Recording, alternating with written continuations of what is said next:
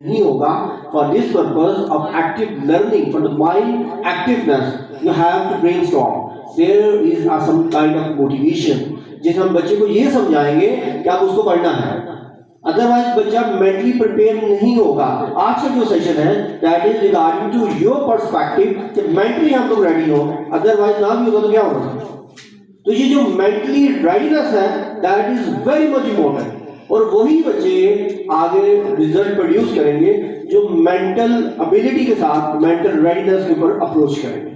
Otherwise क्या होगा, बच्चे क्लास में स्लीपी मोड में रहेंगे.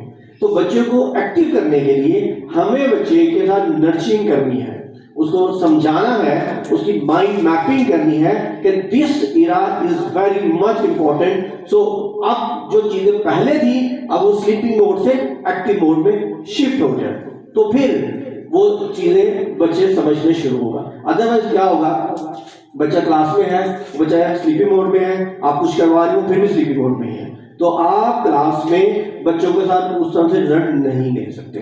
फॉर दिस पर्पस हमें बच्चे की ब्रेनस्टॉर्मिंग, उसकी मेंटोरिंग, उसको पैशनेट बनाना और उसको इस अंदाज से समझाना कि वो ये समझे कि ये जो हमारे डेज हैं that is very much important. क्योंकि ये हमारे इस वक्त टेस्ट सेशन होगा जिसमें पूरे साल की जो मेहनत है वो होगी. और इसमें हमारे पास एक और क्लू भी है कि जो फर्स्ट सेमेस्टर में जिनके जो रिजल्ट्स हैं वो कंप्रोमाइज हैं, हमारे सामने उन बच्चों की डिटेल भी अवेलेबल है. तो we have to focus on that student जो इंडिविजुअल डिफरेंसेस के साथ हम उनको ये समझाएंगे और उनको ज्यादा टाइम देंगे, क्योंकि वही बच्चे ऐसे हैं जो प्रॉब्लमेटिक होंगे और बहुत से ऐसे बच्चे हैं जो खुद से चलेंगे. तो ये सारी चीजें हमें इस चीज को समझाना और अंडरस्टैंड करवाना जरूरी है बच्चों के रिजल्ट्स लेने के लिए, अदरवाइज बच्चों के प्रॉपर रिजल्ट नहीं मिलेंगे. जब हम रीड की बात करते हैं तो दो तरह की चीजें आती हैं. सबसे पहले हम काम करेंगे कि हमें बच्चों के साथ जब एक चार्ट के जरिए काम करेंगे तो जो मॉडर्न इरा है उसके अंदर जो लेटेस्ट एजुकेशनिस्ट है उन्होंने स्ट्रेटेजिक मैनेजमेंट सिस्टम को इंट्रोड्यूस करवाया है. The difference between a simple management and the strategic management is the time management. Strategic management में क्या है, हर काम को लिंक करना है towards time oriented. हर काम कब होगा, किस टाइम पे होगा, कितने मिनट में होगा, ये चीजें बच्चे को समझाना बड़ा जरूरी है और उसी के साथ ही बच्चे रिजल्ट करें. हमने ये जिंदगी में देखा जिन लोगों की लाइफ की टाइम मैनेजमेंट खराब है उनकी सारी चीजें खराब है. आप अपने घरों में देख लें, जो बंदा टाइम पे हर काम करेगा वो एफिशिएंट होगा और जो बंदा टाइम पे काम नहीं करेगा वो कभी भी एफिशिएंसी लेवल पर जा ही नहीं सकता. तो टाइम मैनेजमेंट ये हमारी जिंदगी की की है और इसके ऊपर बहुत सी बुक्स लिखी हुई हैं. आप बहुत से आथर्स को पढ़ सकते हैं जिन्होंने उसके ऊपर बड़ा काम किया और बहुत सारी चीजें लिखी हैं. तो time management is very much important. अब हम लोग अपने जो सीरीज टेस्ट कंडक्ट करेंगे वो उसके अंदर जो टाइम है ये हमारे इंपॉर्टेंट एलिमेंट है, एक की फैक्टर है जिसके जरिए हम बच्चों को ये समझाएंगे कि उन्होंने अपनी लाइफ के डिफरेंट पैराडाइम में जो काम करने हैं उसमें टाइम की इंपॉर्टेंस क्या है और वो हम लोग अपनी एक्चुअल वर्किंग से सिखाएंगे. अब यहाँ पे हमारे पास एक चार्ट बना हुआ है just like a white board. So you have a white board. अब यहाँ पे ये कॉलम्स होने चाहिए. अब जितने भी व्हाइट बोर्ड हैं हर क्लास में हर टीचर ने यहाँ पे ये टेबल ड्रॉ करना है. ठीक है जी. इस टेबल के दो फायदे हैं. नंबर वन, बच्चों को समझ में आएगा उन्होंने क्या करना है, कितने टाइम पे करना है और कैसे करना है.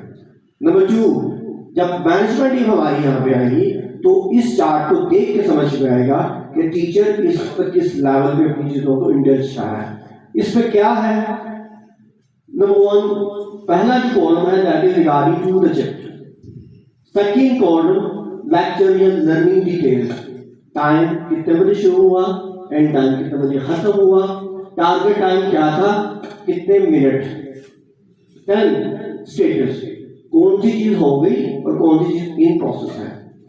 फॉर एग्जाम्पल इसको समझाने के हवाले से चैप्टर नंबर 1 में जो मेरा पहला टॉपिक है ये क्वेश्चन नंबर 1 था, वो मैंने बच्चे को समझाना, मतलब हमें उसकी लर्निंग करवानी. तो पहला काम हम क्या करेंगे, जो क्वेश्चन नंबर 1 है उसकी ब्रेनस्टॉर्मिंग करेंगे with regarding to student perspective. हम बच्चे को ये समझाएंगे इस क्वेश्चन नंबर 1 में क्या कहा गया, फिर बच्चे को हर तरीके से उसकी कॉन्सेप्ट क्लिकिंग करेंगे ताकि उसके माइंड में उसका एक खाका क्रिएट हो जाए।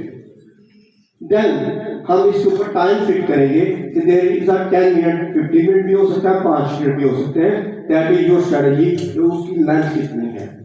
10 मिनट आपने लिखा, स्टार्टिंग टाइम आपने टाइम देख के लिख लिया कि कितने बजे शुरू होगा, और 10 मिनट आपने बच्चे की लर्निंग करवाना है, ओनली 10 मिनट्स। अब 10 मिनट के बाद अब आपने अगले सवाल पे शिफ्ट होना है या नहीं होना, शिफ्ट होना है या नहीं होना है। I am asking you a question, क्यों होना है?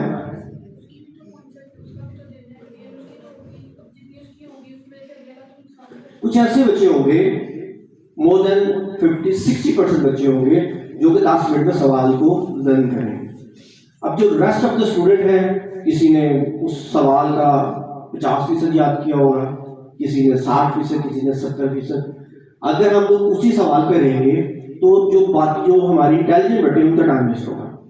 दूसरा, हमारी जो लर्निंग का पैराडाइम है वो भी खराब होगा। तो मेन थिंग इज दैट जो टाइम आपने सेट करना है उस टाइम से ऑनवर्ड आपने आगे चलते जाना, जिसका जितना भी याद हुआ तो उसको याद करेंगे। अब हमने 10 मिनट के बाद असेसमेंट भी कर सकते हैं।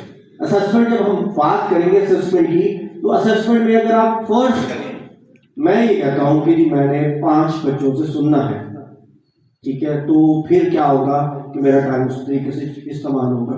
तो आप यहाँ पे असेसमेंट लिख के 3